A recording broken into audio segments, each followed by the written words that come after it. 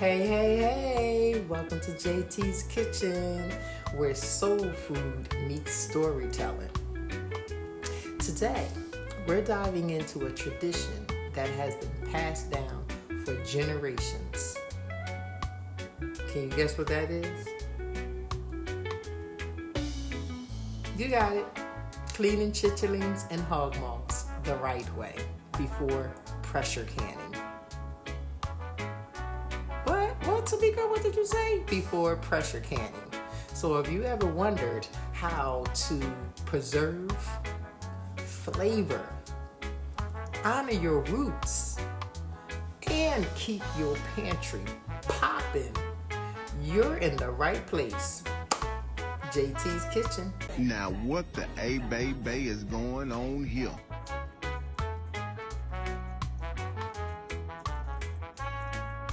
We're talking about cleaning these chitlins. So the real word, cleaning chitlins, Grandma taught you. I'm going to show you 3 kinds of ways where you can clean chitlins. You got the way our Grandma taught us. She has a little handy dandy knife, and she just picked the fat off, like so. Now mind you, there's this myth going on where some people don't like the lining, or they say, like me personally, I don't like the lining. So today what I'm doing is cleaning these chitlins to basically leave the lining on. So one way of cleaning them is you can take a knife like so and clean this fat off of it, but still keeping the lining intact. And then I noticed with the lining, that's what you have to clean these chitlins, because of most of the debris sticks to the lining. See that? I don't know if you can see that. See, most of the debris sticks to the lining. So the way our old grandma taught us was with a knife. So I'm showing you 3 ways that you can clean your chitlins. You want to keep the skin intact. Me, personally, I don't like the skin. I like the lining because it defeats the purpose to me. It's basically just holding the actual meat together. No different than you using the lining, holding the meat together in a sausage. I'm doing a little test to see, do it taste any different with the lining? Some people say you're taking away all the meat. Why are you taking the meat away? Taking off most of the meat when you take the lining out. But I want to show you the difference from the lining and without the lining. So that's the little thing here. I like to know what your favorite cleaning method is.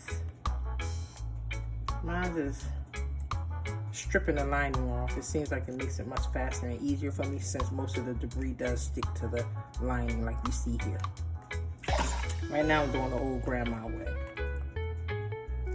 Another way I'm going to show you, after we're done with this one, I'm going to show you the hand clean method.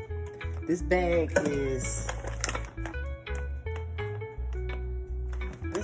is Danish Crown, and it already says that it was cleaned by hand, never bleached, and packed in water. So right now what we're doing is the hand method, but we're doing what grandma taught us way. Use that knife and pull all that off. See how you see that dark spot? Pull all that off.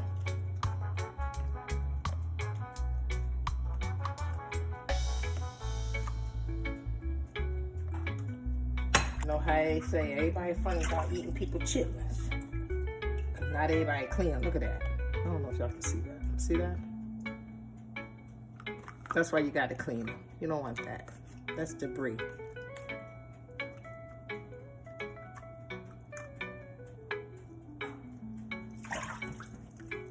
See, that's the lining. See that through on there? Yeah. No, we don't want that.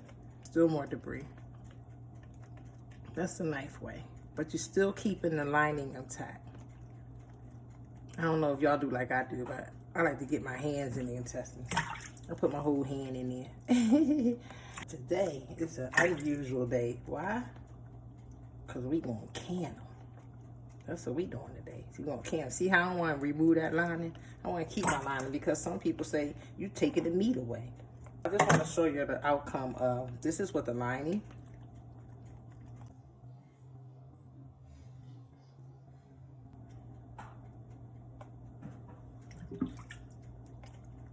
This is what the lining, see how it's not transparent?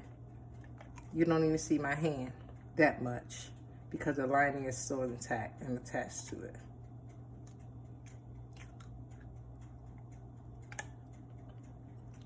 I think we just about cleaned him up pretty good. See, that's the lining. I don't want to remove that. We want to keep it intact. So this is me cleaning the chitterlings. This right here is keeping the lining intact, just removing the debris we see, making sure it's nice and clean. Perfect. And this is with the lining. That's done.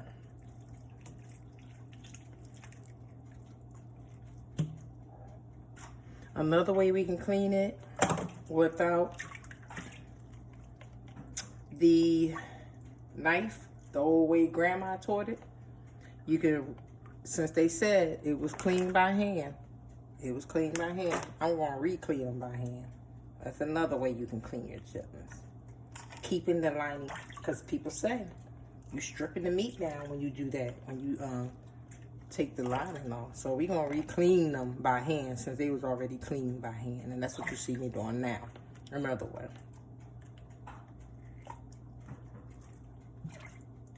See that? I can see debris stuck in there. So we're gonna re-clean these by hand. See that?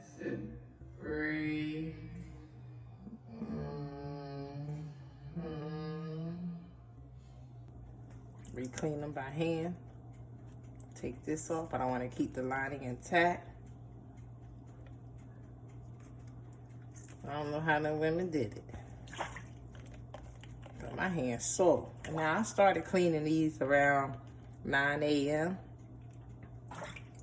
It is now 1:13 in the afternoon on a Sunday, but I actually technically finished cleaning them from 9:30 around 12:30, but I wanted to save some of this for the video footage for y'all, so I'm coming back before I actually start cooking them and canning them. I just want to show y'all the hand clean since they already cleaned them by hand.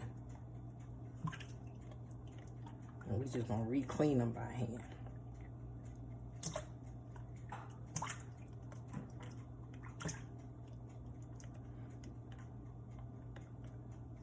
Still keeping the lining intact. That's our goal. Because they say you're taking away the meat when you do that.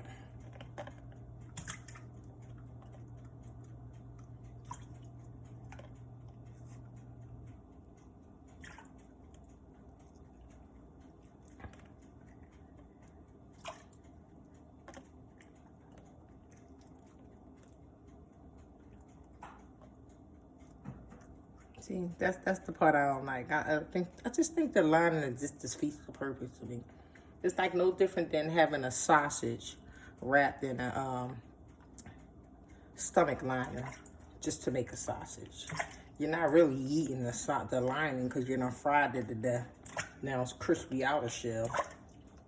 But what you're really eating is the meat inside. That's how I feel with the lining on the chitlins. So me personally, I like to remove the lining. It's an ongoing debate with me, with some of my friends. But hey, to each his own. To me, it still tastes the same with or without the lining. Don't matter to me. So that's re-cleaning by hand, as you can see. Re-cleaned it by hand, even though the bag says it was clean already. Perfect, looks beautiful, no debris.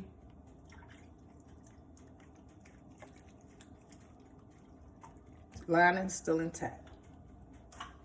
The last method I wanted to show you, see how all the debris is stuck in the lining? Let me see if I can get close for y'all. See that? See that? All that nastiness. That's what you use the knife. Your grandmother used the knife on. So that's me stripping the lining. As you can see, she's beautiful. Not a single debris.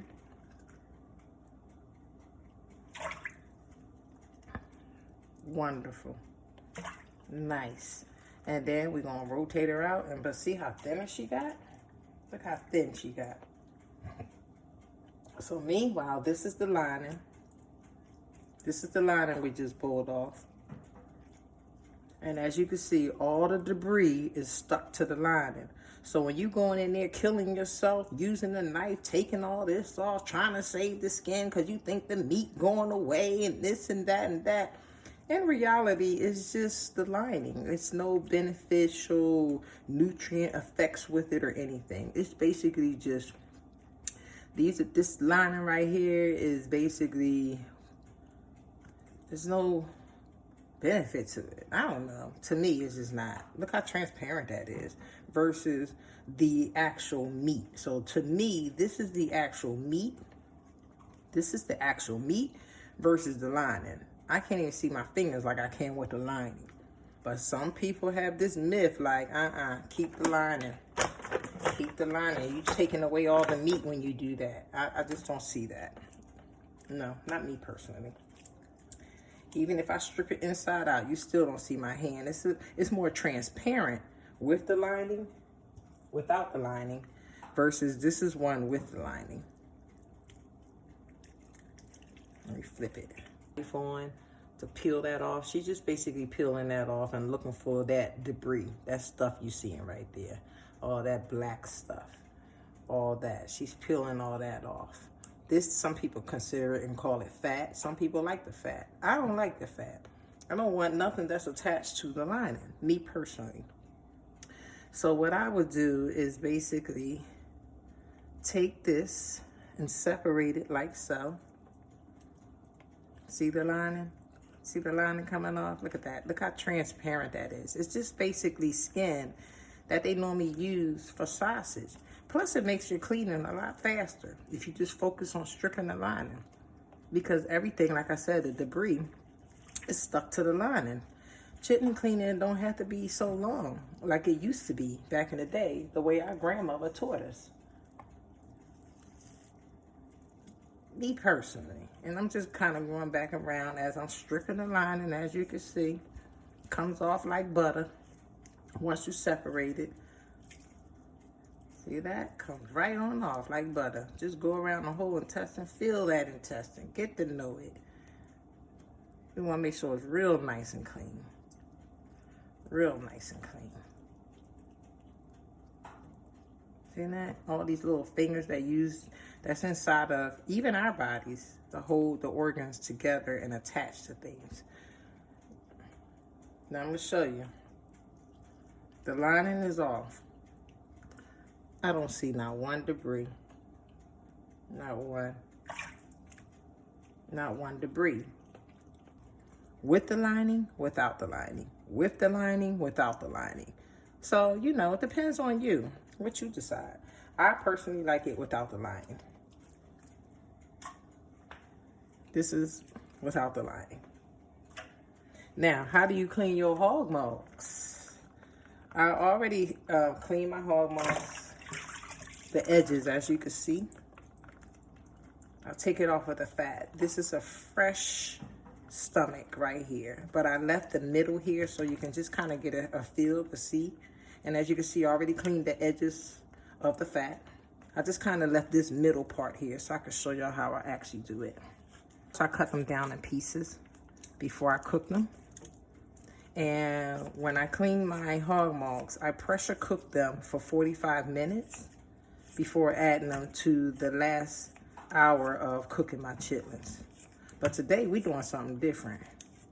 We're gonna pressure cook our chitlins because normally it takes me 4 hours to clean chitlins and cook them. No, it takes me 4 hours to cook them, shall I say. And normally I cook them for 3 hours after I done cooked the Hogmaws for 45 minutes in the pressure cooker. So they're already done and tender and clean, as you can see, and seasoned. And then the last hour of cooking the chitlins to make it 4 hours, that's when I add the Hogmaws so they don't be overcooked and tough. Because they're already cooked because I cooked them ahead in the pressure cooker. So I use these kitchen scissors basically to shear away all the fat, make it look nice and pretty. And get all that fat off of there, because when you cook it down, you already know how it look. All the debris sticks to the fat, and we don't want that.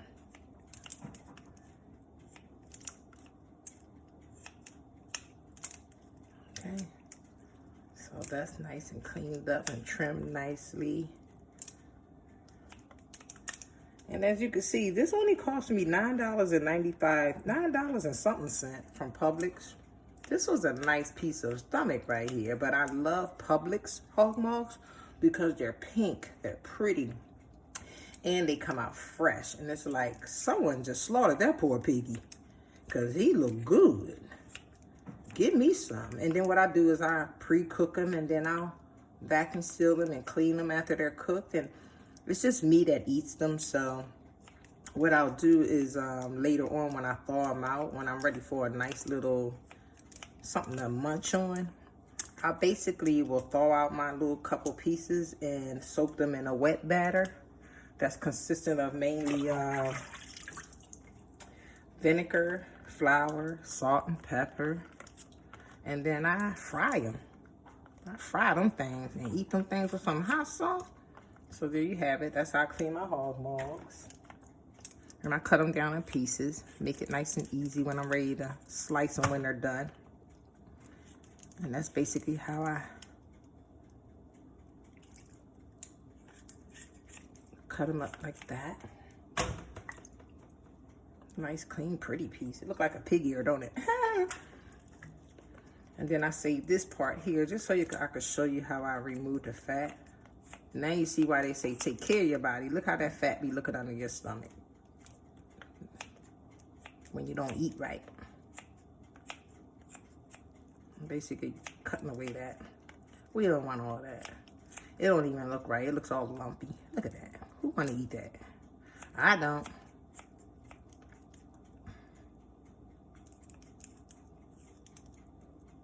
Oh, that nastiness.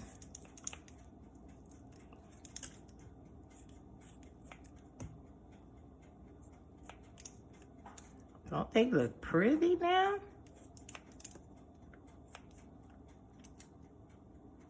Still got some fat on the edge here.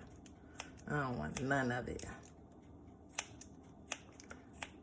You ever eat some chitlins? They be all greasy. That's why, because of this. And that's why they say be careful eating everybody's chitlin. They greasy for a reason. Too much fat was going on up in there. Plus I strain my juice after the 3 hours normally of cooking the chitlins. But like I said, today we're going to pressure cook them to eliminate the time because of what time it is now. Because normally I cook them for 4 hours, like I said. So 3 hours I cook the chitlins. After the 3 hours, I cool the water off. I skim off all the fat because I don't like fatty, greasy chitlins. Or, you know, just greasy chitlins. I just don't like it. Some people are cool with it, but not me. I don't like it. It just makes me feel like this part of the step has been missed when I eat fatty, greasy chitlins. So after I cook them for 3 hours, as you can see, I already pre-cleaned the edges here. And that looks so much better. I then cool the juice off. I put the juice in the freezer to speed up the cooling time process. And once it's cool enough, I take the top layer of all that oil off. Then I reheat the water and cook my chitlins for the last hour. And then that's when I add my Hogmaws. My Hogmaws will already be cooked and pressure cooked for 45 minutes, so they'll be done. So they're only cooking for 1 more hour. But today, we're going to pressure can them. So we're not going to cook them for the full 45 minutes because when I pressure can them, they're going to continue cooking in the canner. there you have it. Here's our lovely mess and all this fat from the Hogmaws. And I just want to show y'all the difference of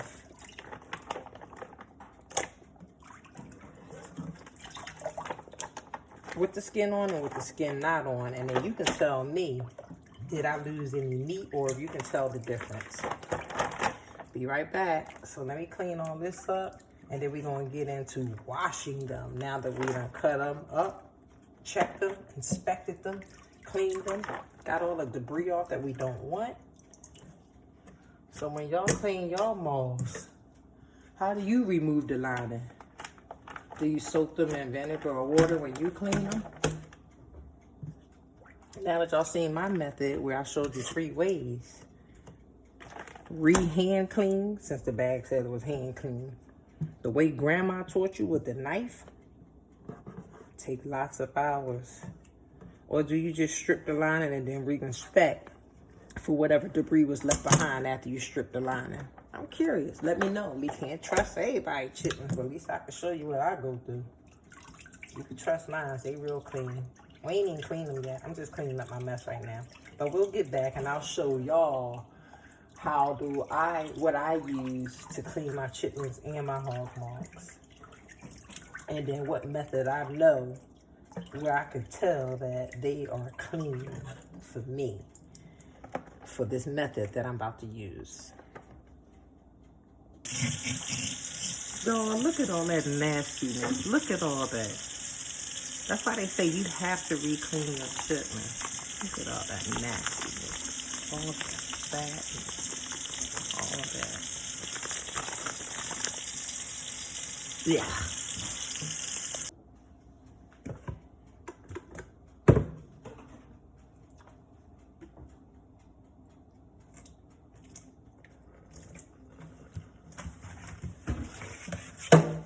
Clean up my mess.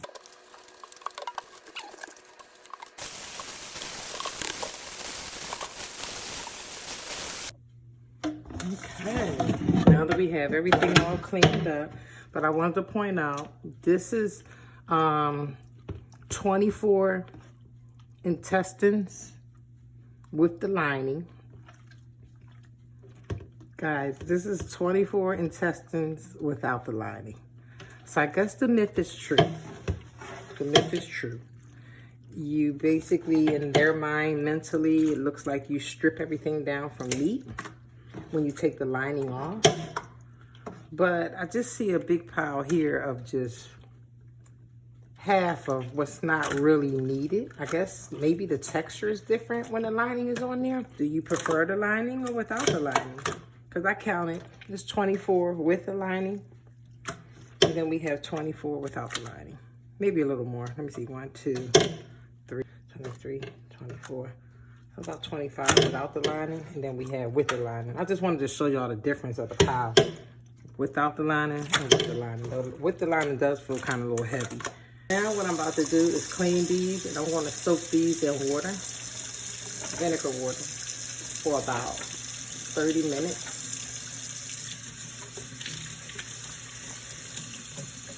So I want to give y'all some tips why we can't skip the cleaning step, especially when we're doing pressure canning. What happens if we don't clean them when we're pressure canning? When we don't clean them properly, you do risk contamination risk, such as residual waste or bacteria like Clostridium botulinum, which can survive the canning process. And it can cause serious illness. Sealing failure. It may fail to seal. And because those rims have to be really clean. So it may fail to seal when you're canning properly. Those dirty rims or greasy surfaces can prevent proper sealing, leading to spoiling or vacuum failure. Sink is clean, but we ain't done yet. A lot of people say, clean them chitlins. They ain't clean. Another reason why we don't want to skip the cleaning steps, especially when we're doing pressure canning, foul odor. You can get foul odors and texture. Those unclean ingredients can ferment or rot inside those jars. So creating off pudding smells or slimy texture or discoloration. So I'm gonna give it a couple rinses here. So we definitely don't want to skip the cleaning step, especially when pressure canning.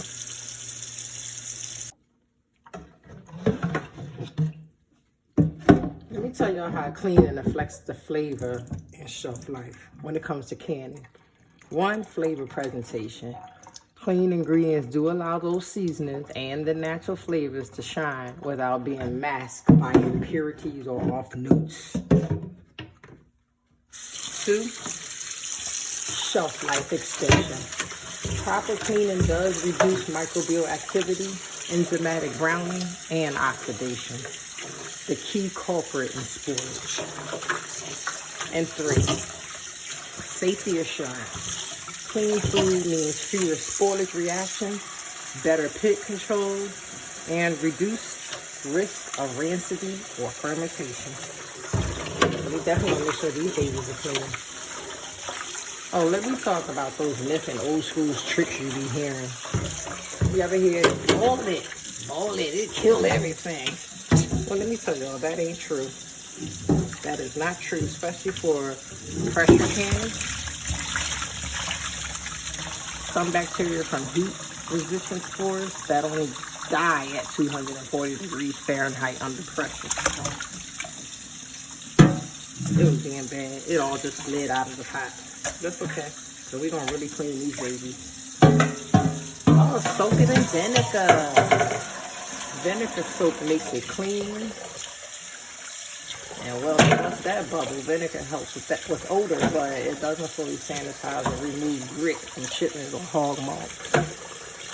Oh, what about this one? If grandma didn't clean it, it's still good. Love you, grandma, but food safety standards have evolved. Well, worked in 1950, definitely might not cut it today.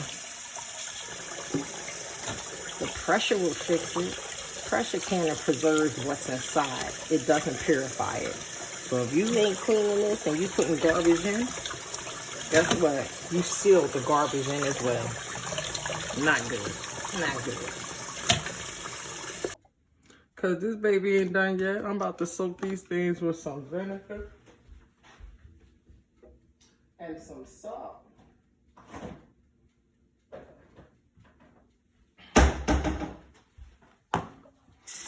So, you know, with the Hogmaws, I like to know how y'all clean y'all Hogmaws. How do you remove the lining? What tools do you use to clean them all? I don't have no regular salt, so this is what I have. What tools do y'all use to clean them, the lining? Y'all soak y'all's in vinegar, salt, like I do, and water. I'm gonna soak these for 30 minutes. Because we really gonna make sure they clean. The real work and clean those chitlins is how grandma taught me. Like, and I'm only using this vinegar.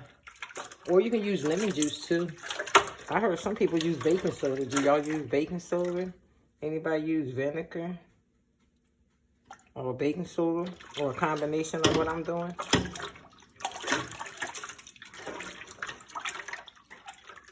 How do you know when they're clean enough? To me, I know when they're clean enough when my water is clearer than this. Right now, we're going to let these soak for 30 minutes. We'll be back. Okay, 30 minutes is up. Let's go ahead and give these babies one last bath before we get to canning.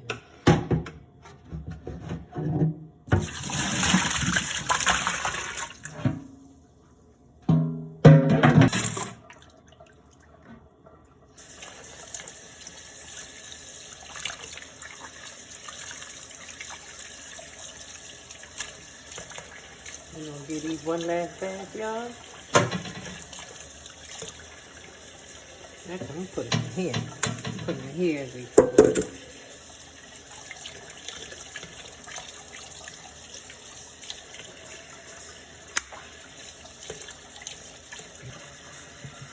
As y'all can see, I've done this for every chicken.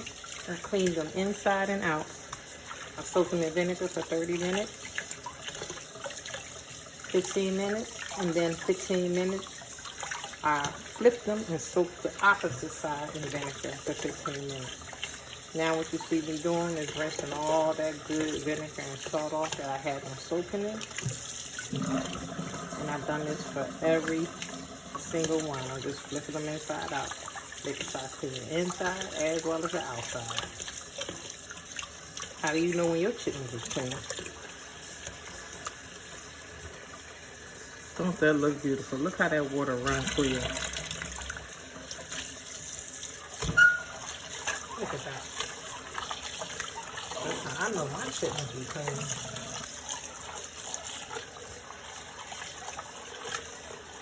Water just running clear.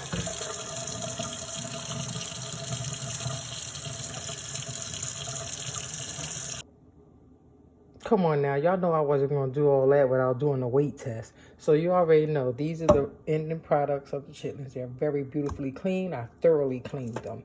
So when we're doing our canning, the first thing you want to do is clean these thoroughly. We want to rinse them under cold running water. Soak them in vinegar for 30 minutes to reduce odor and remove impurities, and trim off the excess fat, and inspect for impurities.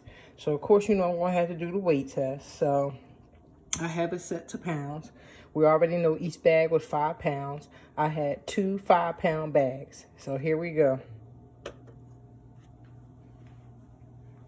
Look at that, y'all. 4 pounds, 13.4 ounces. 10 pounds of chitlins actually really is 4 pounds and 13 ounces after you clean them and get rid of all the impurities. So are we really weighing the water, or are we actually weighing the chitlins? Because I feel a little cheated. Like, you know, I done paid 15 something per bag. That's $30. And I'm short about 6 pounds of chitlins there. So what y'all see in here is my Ninja, which is going to pressure cook my Hogmaws separate from pressure cooking the chitlins. So what I'm going to do is put in the Hogmaws. We're going to, like I said, pressure cook them separately from the chitlins. And we're going to get these rolling. I'm going to cook them for, normally I cook them for 45 minutes. We're going to add minced garlic. This is fresh garlic chopped from the cloves. Tablespoons of minced garlic. I don't have no salt. Like I said, I'm using Himalaya salt. So that's about a teaspoon of Himalaya salt and 1 teaspoon of pepper flakes. And I always have a rule, like normally when it comes to the chitlins, because as you can see how they cook down. What I have here is 1 teaspoon of white distilled vinegar. I have chicken broth that I made. And we're going to put about 2 cups of chicken broth in here. We're going to stir in all these good flavors. And we're going to begin pressure cooking.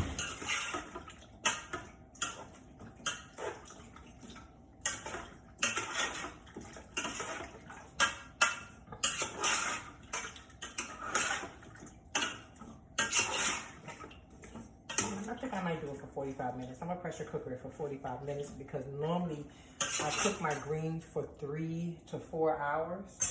Normally 4 hours. So I cook them for 3 hours when I'm using just the boil on top of the stove method. So that's for 3 hours. After 3 hours, I then take the chitlins off of the boil burner. And then what you see me do is I remove all of these, the celery, the onion, and then I get it nice and clean because I don't like to eat my chitlins with a bunch of potatoes, with bay leaf, with celery, with onions. I just want the straight plain chitlins, but I do need this for the flavor. And then after I take all this out, I then take the juice and I put it in the freezer for about maybe an hour.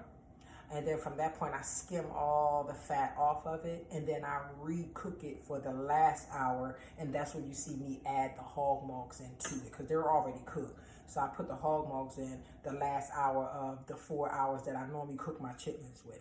But this time, I'm making them with pressure cooker. So the time is going to cut down drastically in half when I use the pressure cooker. So instead of me cooking them for about 3 hours, they're going to be pressure cooked for an hour and a half. And then they're going to be pressure canned for another hour and a half. So it's still about a total of 3 hours that I do normally cook them. Because when you pressure can, they're still cooking while under pressure being canned. So I spaced it out like 1 hour and a half on the pressure cooker on the stove, halfway cooked, and then we'll pressure can it another hour and a half under 11 pounds of pressure, which is great for USDA guidelines when you're canning meat. Okay, so what we're going to do is put the pressure cooker lid on.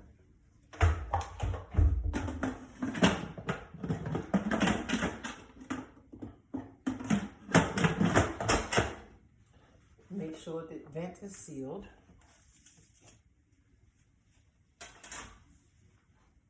And I'm just going to turn it around now. I just wanted to show you the process there. But normally the steam comes from here. I don't want it to hit the cabinet, so that's why I always have it on the edge of the sink like this. So we're going to start that. Plugging it up would be nice. And we're going to pressure cook this on high, and I'm going to set it for 45 minutes, and these Hogmaws will be done. Okay, that is done. And this is what I normally do too when I fry my Hogmaws. I put them in here, get them nice and tender, and then I put them in that slough that I make with flour, vinegar, salt, and pepper. Real vinegary though, you know, and then you deep fry it. Whew, some hot sauce. Okay, so now we're over here on the stove side of things. We have the Ninja going behind us with the Hogmaws in it for 45 minutes. And then we have our clean chitlins here. As you can see, they're cleaned very, very thorough. They was rinsed under cold running water. They soaked in vinegar bath that I had for about 30 minutes. And we trimmed off the excess fat and inspected for debris off of the Hogmaws, cut the fat off of it, did it real good. Now they're over there cooking. Now we're gonna cook these chitlins under the pressure cooker. Like I said, I normally cook them on the stove boiling for about 3 hours, but we're gonna cook them in this pressure cooker for about, I'm gonna say 30 minutes. And the reason why I say 30 minutes is because 15 minutes I'm gonna pressure cook them. The other 15 minutes, I'm gonna let the pressure naturally come out of the pressure cooker. And from that point, that's when you're gonna see where I take off the celery, I take out the onion, I dice it up. And then from that part, we're gonna begin canning them. Because once I can them and put them back in here under like USDA guideline pressure, it's going to continue to cook for another hour and a half. So the rule of thumb is when it comes to how long should I cook my chitlins for? Normally, they cook for 30 minutes for each pound. So since we cleaned all this and we see that it broke down to about 4 pounds, that's about 2 hours of cook time. Normally I cook them for 4 hours, but normally I have batches of like 57 pounds of chitlins I normally make, and 57 pounds, as you can see in another video I did, 57 pounds cooked down to 8 pounds. So in reality, it's 8 pounds, 1, 2, 3, 4 hours, because I normally cook 57 pounds of chitlins. That's basically 10 bags, or yeah, that's basically 9 to 10 bags of chitlins. But once you cook it down and clean it, it's not really 57 pounds, I promise you. So what you're gonna see me put in here is our lovely celery. I like the 5 sticks, I don't know why. Big chunks of onion, because I take all this out once I cook it. And then when I take it out, I basically strain the juice. And then I dice down the chitlins. And then what I do is I'm going to put them in the jars because they're going to continue to cook for another hour and a half under pressure canning. Now what I have here is 2 tablespoons of celery. 2 tablespoons of minced garlic, fresh. Putting that in there. Some people like to put potatoes in their chitlins. Some people like to put bay leaves in their chitlins. This I have here is 1 teaspoon of vinegar. And then I have 1 teaspoon of Himalayan salt and 1 teaspoon of pepper flakes. So my rule of thumb when it comes to seasoning, I always use 1 teaspoon for every 5-pound bag. But again, because this, after we cleaned it and weighed it, it came down to 4 pounds. Not even equivalent to a 5-pound bag, but I had 2 5-pound bags, so it was nowhere near 10 pounds. In reality, it was 4 pounds, so we were shy 6 pounds. So that's what this is here.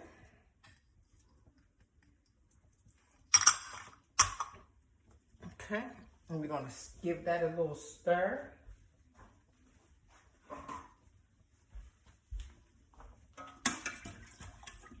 Stir all these seasons up in there.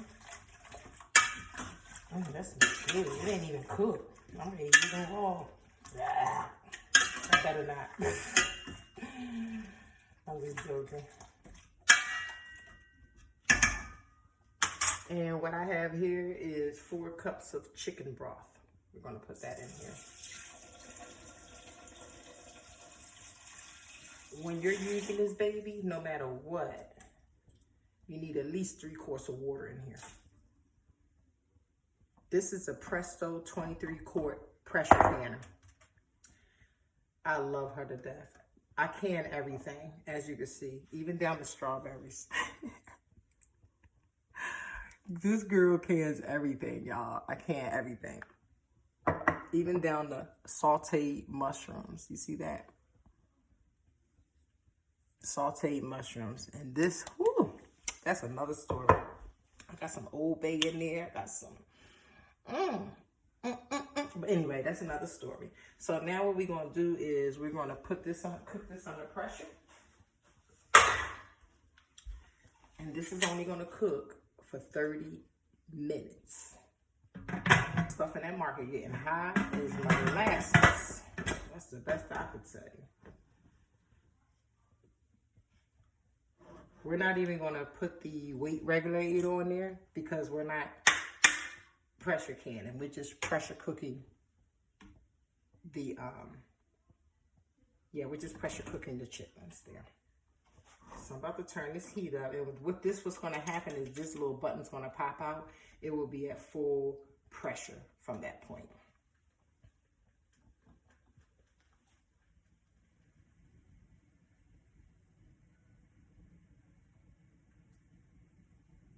And I'm going to pressure cook this at 11 pounds of pressure. So we're going to use the regulator once the steam builds up for at least 10 minutes.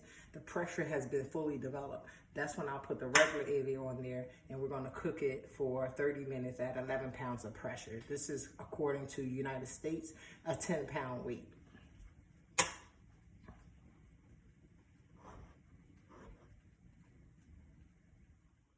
So I'm going to put this baby on and we're going to build pressure. We'll be back. Let me clean up and then we'll show you her whistling before we put the weight on.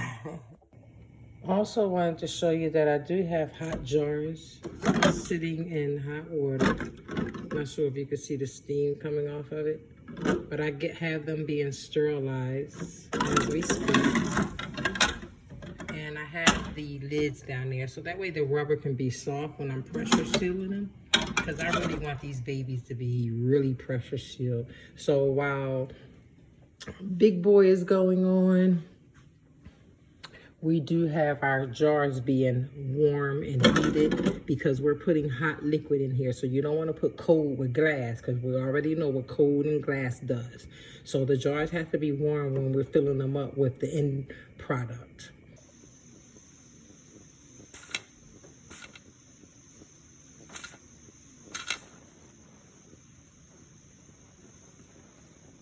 It's okay. It's absolutely normal. She's spitting and oops, bop, there she goes. After she has vented for about 10 minutes. After 10 minutes, that's when we'll go ahead and put this weight on her. And that's when the pressure will build up to 11 pounds of pressure. And then that's when the timer begins, where we begin cooking our chitlins for 30 minutes. Okay, our girl been spitting for about 10 minutes. We about to put this weight regulator on her. We're gonna let that pressure build up, and then that's when we begin. Right before it gets to 11 pounds of pressure, I'm gonna start turning the heat down to like 3 to keep it at 11 pounds of pressure so it can cook for 30 minutes.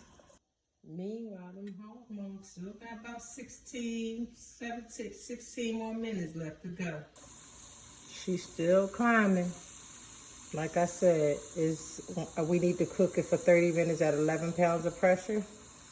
So when it gets to like 9 pounds of pressure, you're gonna see me turn this down to number 3, and it should stay regulated at 11 pounds of pressure for that 30 minutes. That's when your timer begins, once your pressure weight gets to where you need it to be, 11 pounds. When that reaches 11 pounds, then you put the timer on to begin cooking those chitlins.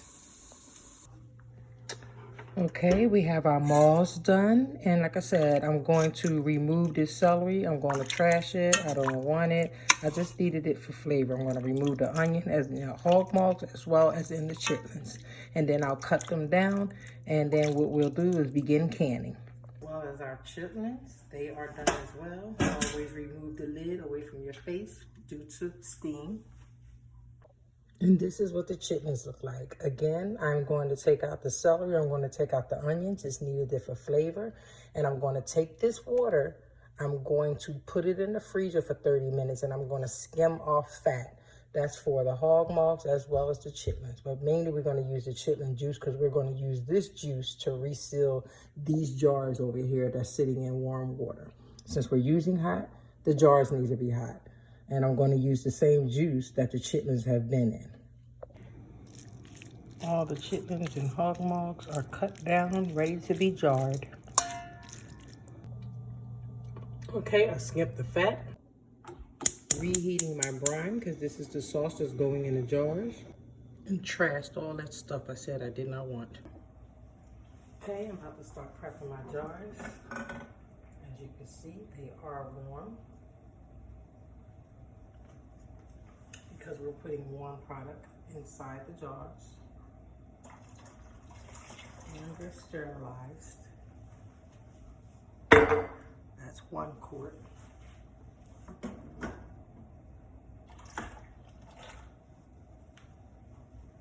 That's another quart. Meanwhile, I have the brine boiling. And I re-seasoned it. I re-seasoned it with 1 teaspoon of salt. Pickling salt, that is. 1 teaspoon of vinegar, 1 teaspoon, half a teaspoon of red pepper flakes, as well as fresh minced garlic again. So what you see here is a funnel. What I'm doing is canning these jars now.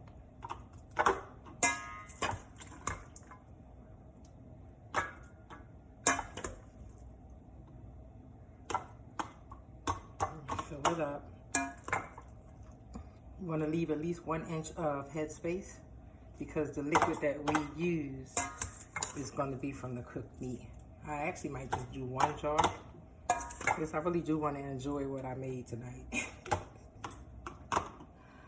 So, girlfriend thinks she about to leave some aside to eat later on tonight as a little snack. Snacky snack.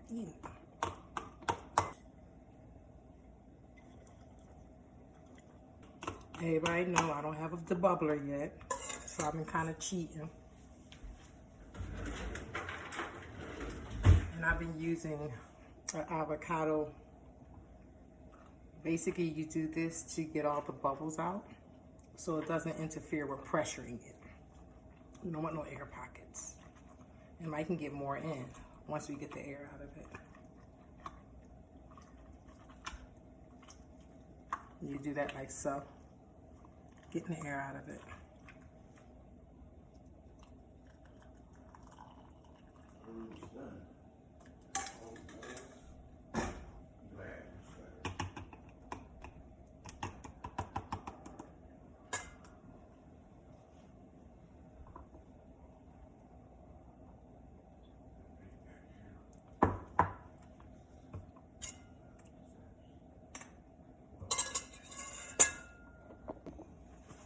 Next, I have some vinegar, because all that oil we use, we want to make sure the lids seal good. So you want to wipe down the rim of it, because all the oils and grease from me packing the jar, that can prevent it from sealing. So you just want to make sure it's nice and free of debris, so it can seal properly. We getting there, y'all. We getting there. And this flavor real good because I re-seasoned the brine. And of course, you know I wasn't letting all that get jarred up. You know I had to save me some so I can eat after all this hard work. So here's what the jars look like. We got all the liquid out of it and the air pockets and the bubbles. And we're just gonna seal that like so. We're gonna seal it finger tight. But not like, we're gonna seal it finger tight. Meanwhile, from that point, we're gonna go ahead and take this and sit it in our pressure canner. And we're gonna let that pile up to pressure. And then from that point, we're gonna cook it, since it's a quart, for 90 minutes. That's an hour and a half at 11 pounds of pressure. And there, my friends, it will be USDA guideline rateable, so we can eat. And once we do this, it will last 12 months on the shelf. Here she goes. So we're gonna let her vent for about 10 minutes. Same routine. Then we're gonna put the regulator on her to start building the pressure to 11 pounds of pressure. And from there is when she cooks at 1 hour and 30 minutes. She's been venting for 10 minutes now. Now we can go ahead and start building this pressure.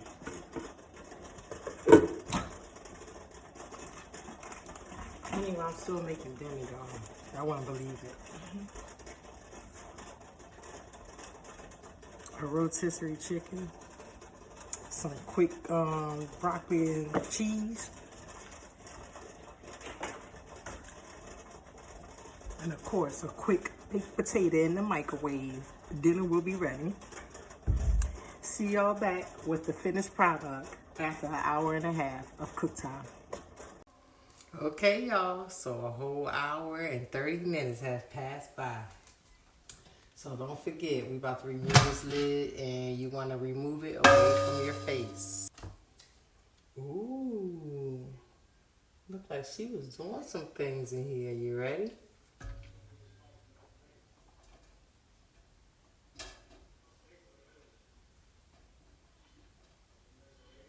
This is the product.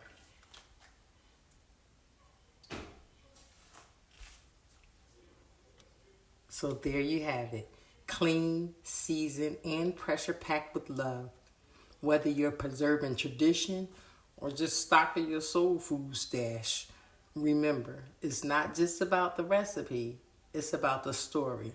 Like, comment, and subscribe for more JT Kitchens moments.